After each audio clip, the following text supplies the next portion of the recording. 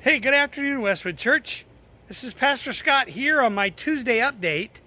Today, coming to you from my garden. Some of you maybe know this. 6, 7, 8, whatever it was years ago or so, I got interested in gardening. Now, just understand, my family had never gardened. I had never gardened. I had never grown anything but weeds and grass. And I wasn't very good at growing grass. I was really good at growing weeds, but not very good at growing grass. Anyway, I got interested in it. And fortunately for me, we have a lot of wise gardeners at Westwood Church who gave me great advice. And there's stuff online and such. So I started to garden. Now, the first year, I think I just grew a couple of tomato plants, no big deal. And it went okay. Not great, but okay. But the second year, I went all in. I built 2 4x12 raised garden beds, filled it full of good soil, and off we went. And for years, really have enjoyed it, have gotten great produce, and love eating out of my food out of my own garden. I really enjoyed it. But then we moved here to our new home here in Raven Oaks in North Omaha, and I had to start all over. So I'm going to show you around my garden if you don't mind. Just so you know, the sun's kind of coming in and out. It's supposed to rain today, but as it does, it may get a little sunny at times, but don't worry about that. I'll just try to do the best I can to show you around my garden. So hang on, let's do that. All right, this is the view, as you can see my shadow there, the view of my garden bed from the top. When I was looking at where to put my garden, there were these raised beds already here, these sort of tiered beds, and so I decided to use those. Last year, my garden went not so good. It didn't go real well, but I learned a few things. And so we're doing some things differently this year, putting some things in different places. We took down, as you can see kind of over there, an old tree that was dying and just basically robbing light. And so the garden gets a lot more light now. So let me just show you what's here. What's down here looks like weeds, and there's probably a lot of weeds in there. But it's also hummingbird flowers, scattered wild hummingbird flowers that we're hoping will grow and be really beautiful here in a few weeks. Here, get out of the way, is some zucchini. Probably one of those 2 plants may have to go.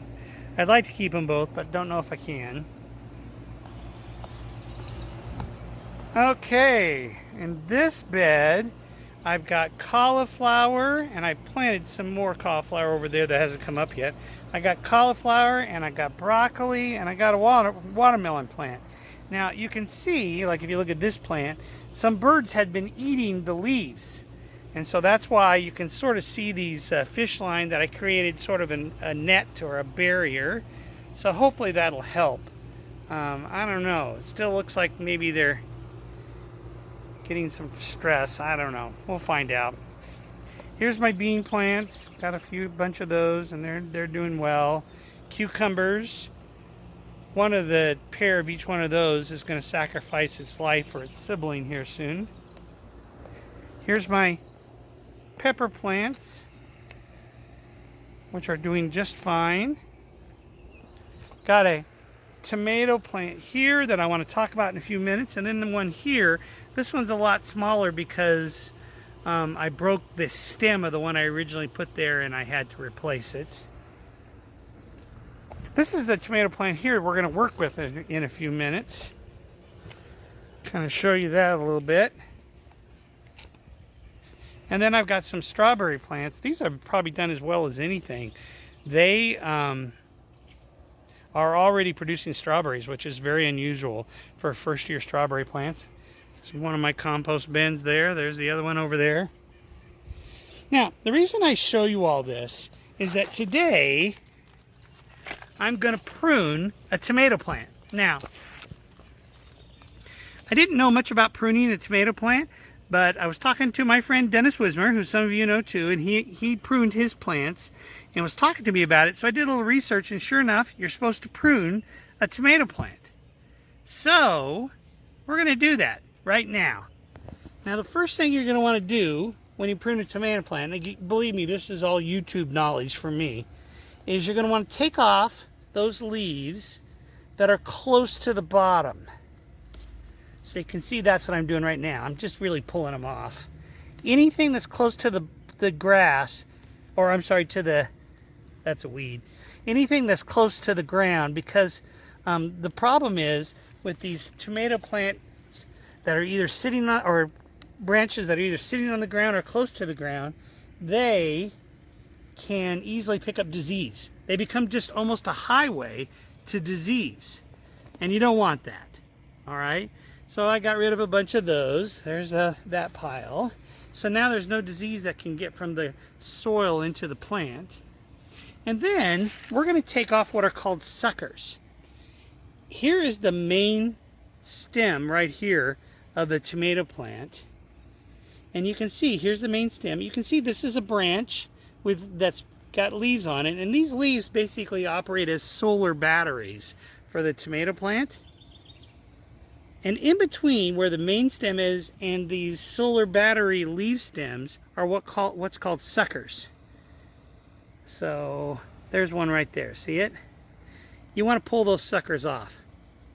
And the reason you want to pull them off is, there's a little tiny one right there, is all they really do is suck the life out of the plant.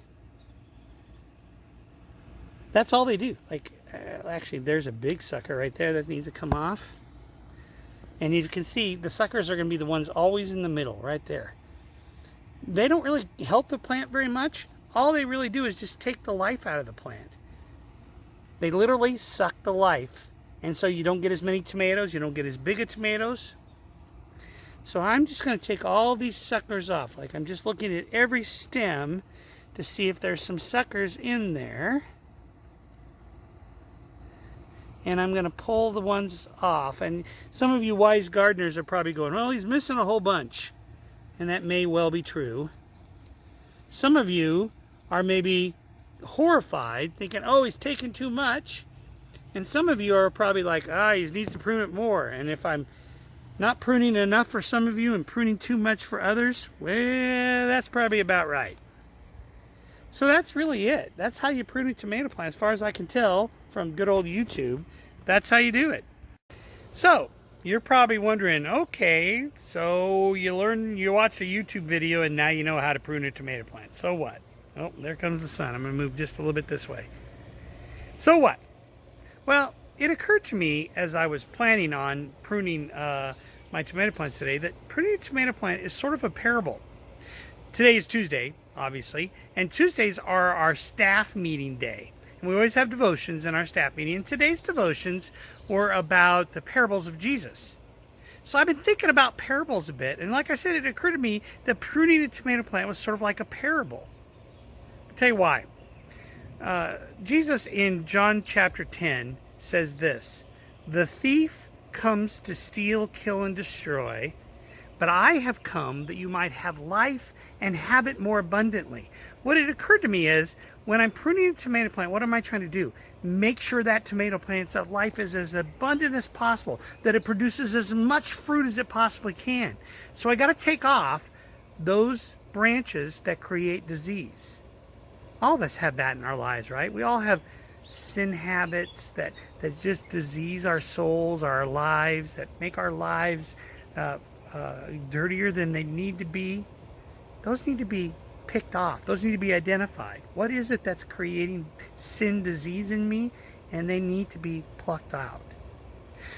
But some of us also have suckers in our life suckers, things that are just, they're not necessarily bad in and of themselves, but they're taking life from us. Maybe it's something that's just making us too busy. Maybe it's something that's taking our focus away from what's really important. It could even be a job, or it could be money, or possessions, or a hobby. Whatever it is that's not adding to the fruit we make in our lives is a life sucker. And those things have to be pruned out too. Remember what Jesus said? The thief comes to steal life from us, kill our fruit, and destroy who we are through sin disease. And we want to pluck that out. So, a little lesson on tomato pruning, from what I know about it, which you can tell is not very much, and the parables of Jesus. I'd like you to read my written update if you would. It'll be on the page on our website, the COVID-19 page. I'll have some information about things that are going to be happening coming this Sunday. But one thing I do want to make sure you know about is that this Sunday on our worship services, we're going to be taking communion together. Now, if you come to our main campus, our only campus, if you come on campus, we're going to have communion elements professionally packaged. We bought them packaged. So they're going to be completely safe, and somebody with gloves will be handing a package to you. All right? But if you're watching on our live stream this weekend, be sure and have bread and something juice-ish available, and I'll be leading you in communion, and I can't wait. So, we'll see you on Sunday, either on our campus for our in-campus worship or through the live stream. But until then, watch out for the life suckers, watch out for the disease creators, and blessings, my friend.